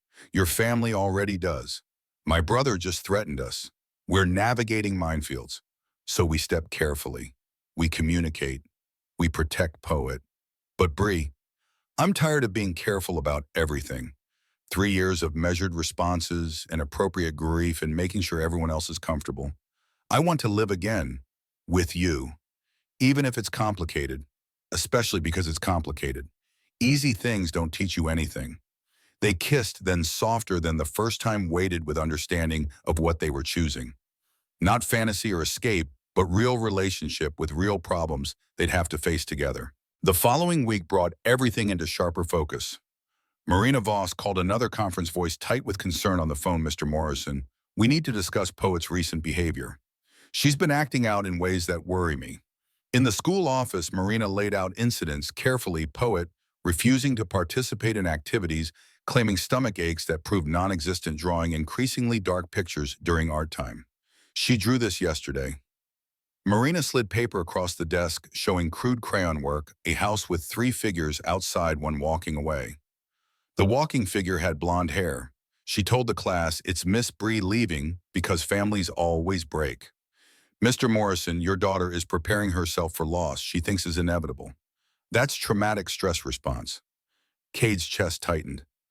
Bri isn't leaving. Does Poet know that? Because children need certainty, not adult ambiguity. If Miss Ashford is going to be permanent presence, you need to clarify that. If not, you need to create distance before attachment deepens further. That evening, Cade had the conversation he'd been avoiding. Poet sat on her bed looking small, sensing this was serious. "Baby girl Miss Bree isn't leaving. I need you to understand that. But nothing's forever. You said so when Mommy died. That sometimes people leave even when we don't want them to." The words destroyed him because they were his own, spoken in early grief when explaining death to a 3-year-old. "You're right that I said that. And it's true sometimes people leave. But Mommy didn't choose to leave. She got sick and died. That's different from choosing to go away. Miss Bree is choosing to stay. Promise I can't promise forever because life doesn't work that way. But I can promise we're not asking her to leave. She's part of our family now if she wants to be. Is that what you want more than anything?" Poet's voice came small but certain. "Then help me show her she belongs here. Can you do that? I can try." Later, Bri joined them for bedtime routine that had become tradition. Reading together, Poet between them, story about found family that hit differently now. "Miss Bree, you going to be my other mommy?" The question came during page turn, innocent and devastating. Bree looked at Cade, saw him nod slightly, permission to answer honestly. "I'd like to be, if that's okay with you. But Poet, I'll never replace your first mommy. She'll always be special and important." "I know, but can I have two mommies? One who's in heaven and one who's here. You can have as many people loving you as your heart can hold. Then I want you to be my here mommy. The one who braids my hair and reads me stories and makes Daddy smile real smiles again. Deal, I'll be your here mommy." After Poet slept, they didn't go downstairs. Instead, they stayed in the hallway outside her room, processing weight of promises they just made. That was big. Cade's voice held awe and terror equally. "That was everything. Cade, are we really doing this? Becoming a family officially? I think we already are. We're just acknowledging it now. Your family will have opinions. My family will adjust. Everly's coming around," she texted earlier, asking if we're serious. I told her yes. Dad's already planning how to welcome you properly. The rest is just details. Nothing about this is just details. But Bree was smiling, small expression that grew as reality settled. "We're really doing this, building something real. We really are. No more talking about leaving. No more 1-month timelines. You're staying because we both want you here." Agreed, agreed. They kissed against the hallway wall like teenagers, careful to stay quiet so they wouldn't wake Poet, but unable to stop touching now that permission had been granted. When they finally pulled apart, both were breathing hard. Boundaries are getting blurry. Boundaries are gone. We crossed them the moment we admitted feelings. Now we just figure out what comes next. What does come next? They moved downstairs, settled on the couch with careful space between them. Habit from weeks of denial, hard to break immediately. "I think we should tell people. Make this official and public. Stop hiding like we're ashamed. Are you ready for that? The judgment, the gossip, the assumptions. I'm ready to stop caring what others think. Bree, I'm 35 years old. I've built a successful company, survived losing my wife, raised a daughter alone. I've earned the right to choose my own happiness. If people have problems with us, that's their issue, okay? Then let's tell people. Your family, my friends, everyone who matters. There's something else." Cade's tone shifted, becoming more serious. "You should move out of the guest room." Bree's stomach dropped. "I thought move into the master bedroom. With me, if you want. No pressure, but Bree, I don't want to date you while pretending we're just roommates. I want you in my life completely. Is that too fast? It's terrifying and perfect, and yes, I want that." They didn't move that night too much, too fast. But the decision had been made. They were no longer dancing around possibilities. They were building something real, choosing each other despite complications, trusting that love might actually be enough. Outside, December wind rattled windows. Inside, two people who'd found each other through crisis decided to stop fighting what felt inevitable. They would face judgment together, navigate complications together, build family together. It wouldn't be easy, but nothing worthwhile ever was. December brought public declarations that felt like stepping off cliffs without knowing if ground existed below. Kate announced their relationship at the Morrison Tech holiday party, not dramatically, just introducing Bri as his partner, rather than an employee hand resting on her lower back, with possessive certainty that left no room for misinterpretation. The silence that followed lasted 3 seconds too long. Then conversation resumed with the forced enthusiasm of people pretending they hadn't just witnessed something they'd gossip about later. Bree felt every gaze cataloging details: her dress borrowed from Everly, her hand in Cade's, the way they moved together with synchronization that came from sleeping in the same bed, now waking tangled in each other. Hudson Tate materialized with champagne and malice.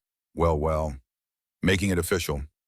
How modern of you, Morrison. Tell me, does HR know the boss is sleeping with staff? HR approved our relationship disclosure weeks ago, all completely above board. Cade's voice stayed level board, even like Hudson was mildly annoying insect rather than threat. Of course. I'm sure there's no conflict of interest when the woman you're fucking designs your company's public face. That's enough. Bree stepped forward before Cade could respond, voice sharp with controlled anger. Mr. Tate, my work quality speaks for itself. The rebrand exceeded projections by 40% in customer engagement metrics. If you're threatened by Morrison Tech's success, perhaps examine your own company's failures, rather than manufacturing scandal where none exists. Hudson's smile turned vicious.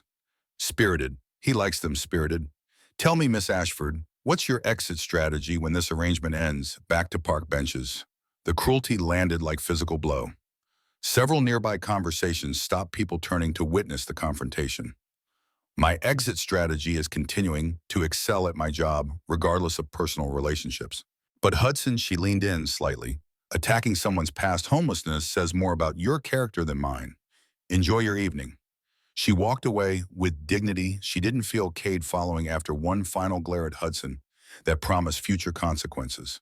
In the coat check area, Bree's hands shook as she retrieved their things. That was humiliating. That was you being magnificent. Bree, you shut him down completely.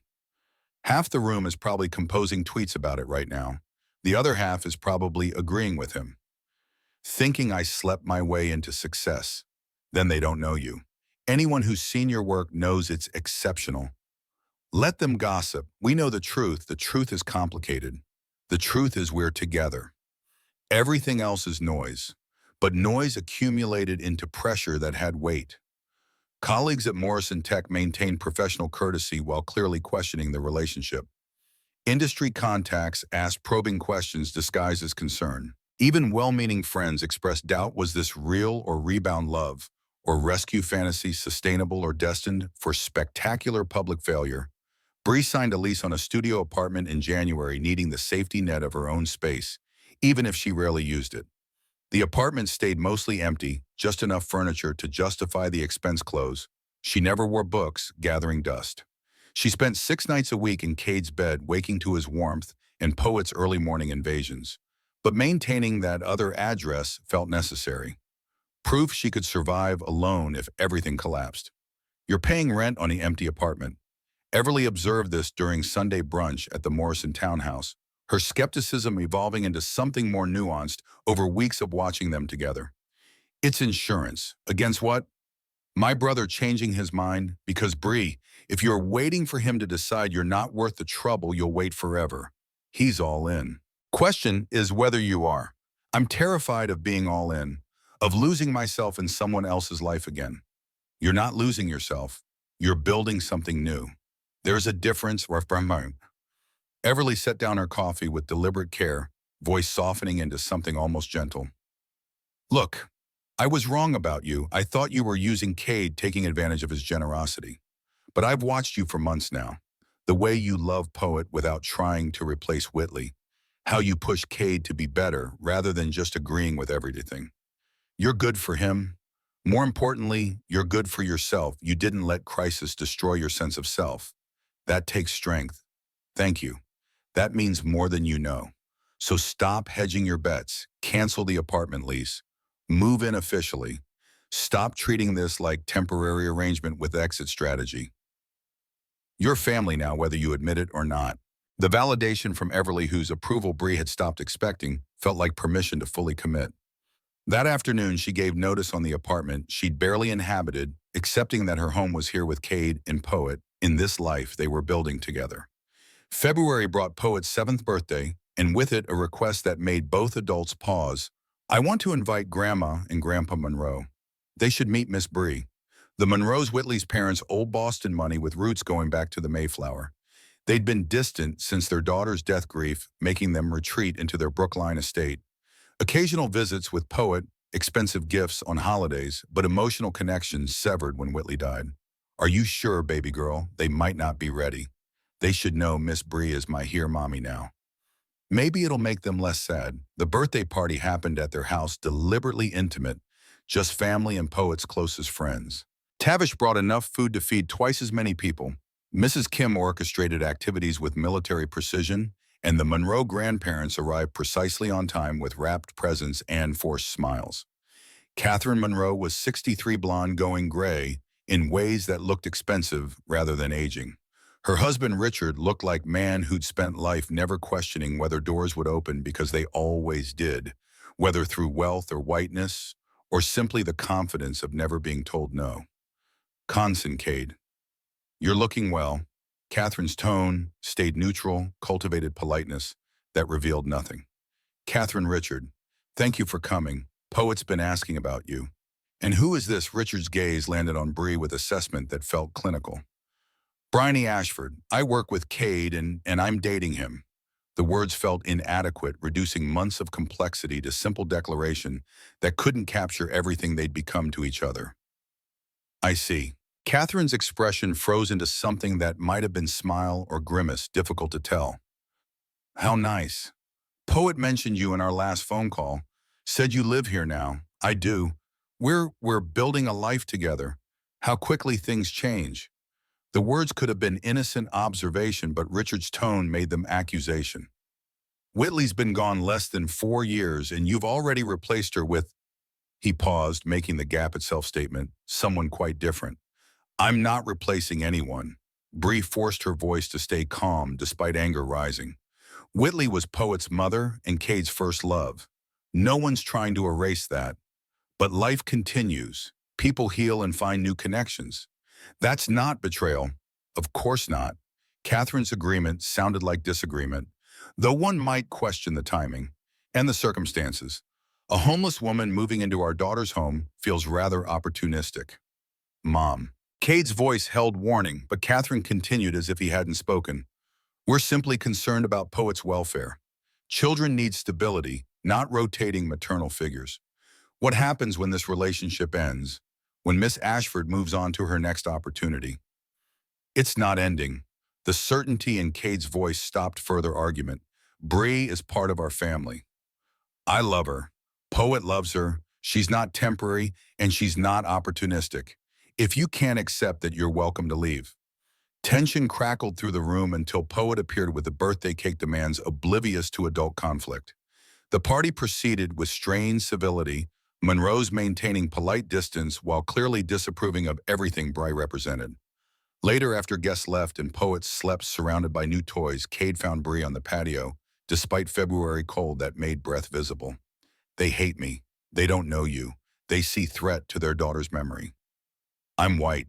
She was white. You're black. They probably expected me to stay alone or find another black woman. Yeah, I know. Whitley dealt with their subtle racism our entire marriage. They never quite approved of her choices. Then why do you let them see Poet? Because they're her grandparents. Because Poet deserves connection to her mother's family. Because I won't let their prejudice dictate our lives. He pulled Bry close, warming her against the cold. They'll come around or they won't. Either way, you're staying. We're staying. This is real and permanent and everything I want. Even with all the complications, especially with the complications. Easy relationships don't teach you anything about who you really are. March brought spring and unexpected support from surprising source. Larkin Wells invited them to dinner at his Beacon Hill brownstone, him and his husband Marcus, 20 years together, and still disgustingly in love, according to Cade's affectionate complaints. So this is the woman who transformed Morrison Tech's brand identity and apparently Cade's entire life. Marcus shook Bry's hand with warmth that felt genuine. We've heard so much. All good, I promise. Over dinner, Moroccan food. Marcus had spent all day preparing. Conversation flowed easily. Two couples, two interracial relationships shared understanding of navigating spaces where they didn't quite fit established categories. People assume we're together because of some fetish. Larkin said it casually, fork, pausing over tagine black, man, white man. Obviously, we're just acting out internalized racism or rebellion or whatever. Psychology Today article they've read never occurs to them. We just love each other. We get similar comments. Bree appreciated the solidarity. People think I'm using Cade for money or stability, that he's got savior complex. No one believes it's just genuine connection. Because society's deeply uncomfortable with relationships that cross established boundaries. Marcus refilled wine glasses with practiced ease, race, class, gender presentation. Anything that challenges norms gets reduced to pathology. You're not allowed to just be people who found each other. How do you handle it, the judgment? We stopped letting other people's discomfort dictate our happiness. Larkin leaned back, expression turning serious. Look, Cade and I started Morrison Tech when we were 23. Two black men in tech, when the industry was even whiter than now. We faced constant assumptions, affirmative action quotas, sleeping with investors. People said we'd fail within a year. We're 12 years in and worth $200 million. Know how we did it. Stopped caring what people thought and focused on being excellent. Same principle applies to relationships. The evening felt like permission and validation combined. Proof that love across boundaries could work if you refused to let external noise drown out internal truth. Driving home, Bree felt something settle in her chest, acceptance that this was her life now that she deserved happiness, despite unconventional origins. I want to do this right. Cade's voice broke comfortable silence. Not just dating, not just living together. Bree, I want marriage official, family, everything. Are you proposing? Not yet, but I'm saying I want to, soon. If you'd say yes, her heart hammered against ribs. I would, say yes, I mean, when you actually ask. Good to know. His smile transformed darkness inside the car. Because I've been carrying a ring for 2 weeks trying to figure out the right moment. You already have a ring, designed it with jeweler downtown. White gold because you mentioned once you don't like yellow. Sapphire center stone because diamonds felt too expected. Small emeralds on the band because green's your favorite color you never get to wear. You remember all that? I remember everything about you. April brought the actual proposal, though, not in any way Bri expected. No restaurant reservation, no public declaration. Instead, Saturday morning in their kitchen with pancakes burning because Poet distracted him. Miss Bree, Daddy has a question for you. Poet bounced with barely contained excitement, syrup already staining her princess nightgown. Oh, what question? Cade turned from the stove, looking nervous, in ways she'd never seen this man, who commanded boardrooms and negotiated million-dollar deals, reduced to awkward uncertainty by 7-year-old and sapphire ring in his pocket. Bryony Ashford, you came into our lives when we needed you most. You brought warmth and laughter back to this house. You've loved my daughter like she's yours. You've built a career you're proud of. You've become family in every way that matters. Will you make it official? Will you marry me? We already asked Mommy Whitley. Poet interjected with the seriousness of someone who'd helped plan this. Daddy took me to the cemetery and I told her all about you and asked if it was okay that Daddy loves you too. And I felt warm inside, so I think she said yes. Tears streamed down Bree's face, overwhelmed by the thoughtfulness of including Whitley in this moment. You asked her, you visited her grave in a way. Poet's right, we went to Forest Hills and talked to Whitley, told her about you, asked for blessing. I'll always love her, Bri. She's Poet's mother, my first love. But there's room in our hearts for you too. Different love, not replacement love. Can you accept that? Yes. God, yes. Absolutely yes. Cade, I love you. I love Poet. I'd be honored to be your wife. The ring fit perfectly because of course it did. Cade paid attention to details others missed. Sapphire caught morning light emeralds glittered, and Bree couldn't stop looking at physical proof that this was real. Poet threw herself at Bri with enough force to nearly knock her over. You are going to be my forever mommy now. We're going to be a real family. We already are, sweetheart. The wedding just makes it official. Planning happened quickly because neither wanted prolonged engagement. Small ceremony, immediate family, and closest friends. They chose late June for weather and because waiting longer felt unnecessary when they were already living as married couple in everything but legal status. Everly threw herself into wedding planning with unexpected enthusiasm, coordinating details with efficiency that made sense given her law background. Tavish insisted on paying despite Cade's protests, father finally able to give his son something meaningful. Mrs. Kim handled catering with fusion menu, reflecting their blended reality. The Monroes declined invitation with polite regret that fooled no one. Catherine sent expensive crystal with card containing single line. Wishing you happiness. Richard sent nothing. I'm sorry they can't be happy for you, Bree meant it, understanding that their disapproval hurt, even if Cade pretended otherwise. Their loss. They're missing out on knowing someone extraordinary because they can't see past race and class. That's their failure, not ours. But some nights she saw him looking at Whitley's photos with expression that held complicated grief, mourning not just his late wife, but the future she'd never see, the way her parents refused to honor her memory by accepting new love in her absence. June arrived with perfect weather and nerves that made Bree's hands shake as Everly helped her dress. Simple gown, nothing ostentatious, cream-colored silk that moved like water, no veil because she wasn't traditional bride. Hair loose because Cade loved it that way. Minimal jewelry except engagement ring and her mother's pearl necklace, only piece she hadn't sold during crisis. You look beautiful. Everly stepped back, assessing with satisfaction. My brother's going to cry when he sees you. Fair warning, he's emotional today. Good. I've been crying for 3 hours. Tavish walked her down the aisle because her own father was 15 years dead and there was no one else who mattered. The venue was small garden in Jamaica Plain, intimate space with 30 guests who actually cared. Poet served as flower girl with seriousness that made everyone smile, scattering petals with focused concentration. Cade waited at the makeshift altar, looking devastating in tailored suit, and yes, tears tracked down his face when Bree appeared. No shame in it, just raw emotion at seeing the woman he loved walking toward permanence. Pastor Deline Grant officiated, the same woman who'd buried Whitley baptized Poet, witnessed Morrison family through crisis and recovery. Her words captured everything love doesn't ask permission, doesn't check backgrounds or bank accounts or skin color. Love sees need and responds, sees brokenness and offers healing, sees possibility and says yes.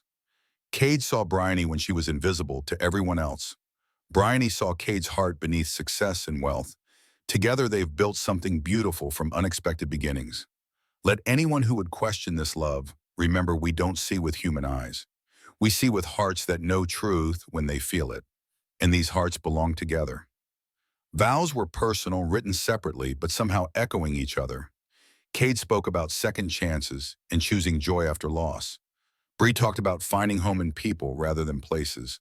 Both promised to honor Whitley's memory while building new future. Both vowed to love Poet as daughter regardless of biology. When Pastor Grant pronounced them married, the kiss lasted long enough that Poet stage whispered, "That's enough kissing, save some for later." Laughter broke tension, and they walked back down the aisle as official family Morrison party of 3, built from tragedy and chance and stubborn refusal to let complications prevent connection. The reception continued in same garden, casual and joyful. Tavish gave toast about watching his son rebuild life from ruins about Bry, proving that helping strangers could transform everyone involved. Everly surprised them by acknowledging her initial skepticism. I thought Bree was too convenient, too different, too risky. I was wrong about everything except risk. Love always involves risk. But that's what makes it meaningful. Cade and Bree, you've shown that love transcends circumstance. You've built something beautiful from impossible situation. Here's to choosing each other every day. Later, after cake and dancing and Poet falling asleep on pile of coats, Cade found Bree watching sunset turn the garden golden. Happy incredibly. Also terrified. Also still can't believe this is real. It's real. You're stuck with me now, legally bound. Best decision I've ever made. Well, second best. First best was saying yes when you offered help that night. Which night there were several. She laughed, leaning into his warmth the first night. The park bench. When you could have walked away, but didn't. I couldn't walk away. Poet asked me to help. How could I refuse? You could have done minimum. Bought me food, given me money, felt virtuous. Instead, you brought me home. Changed everything.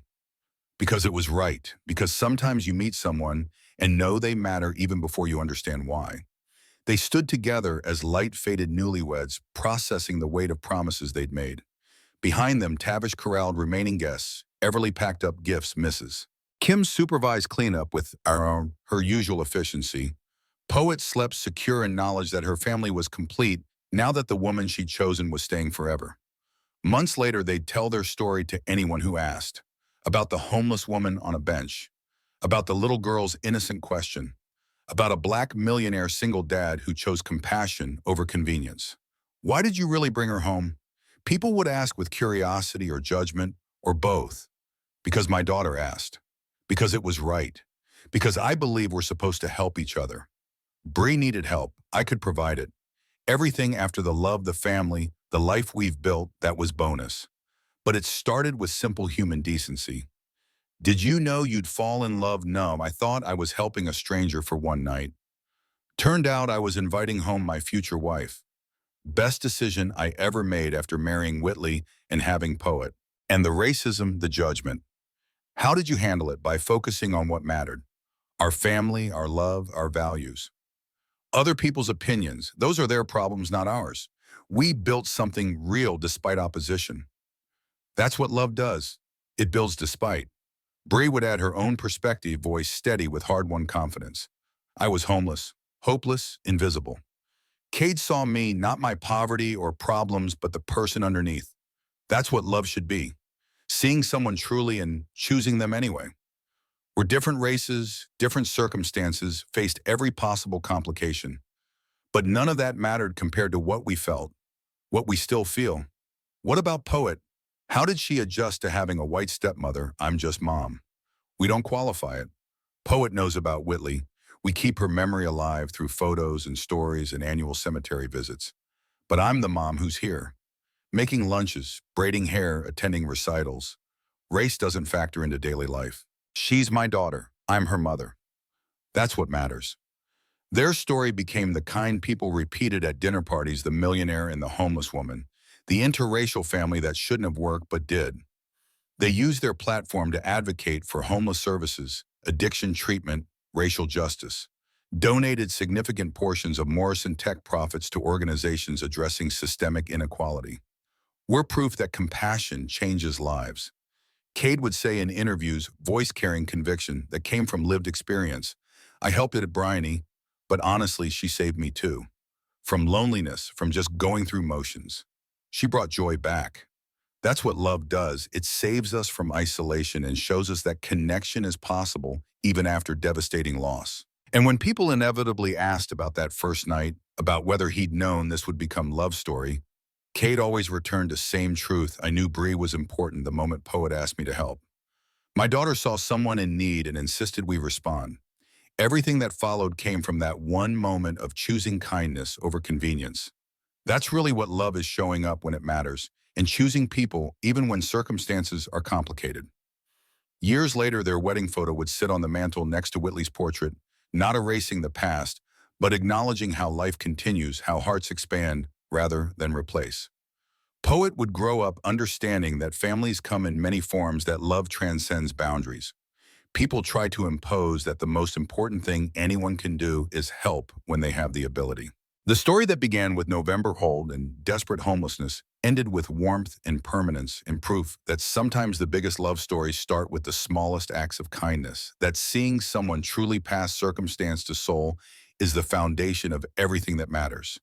That building something beautiful from brokenness is possible when you're brave enough to try.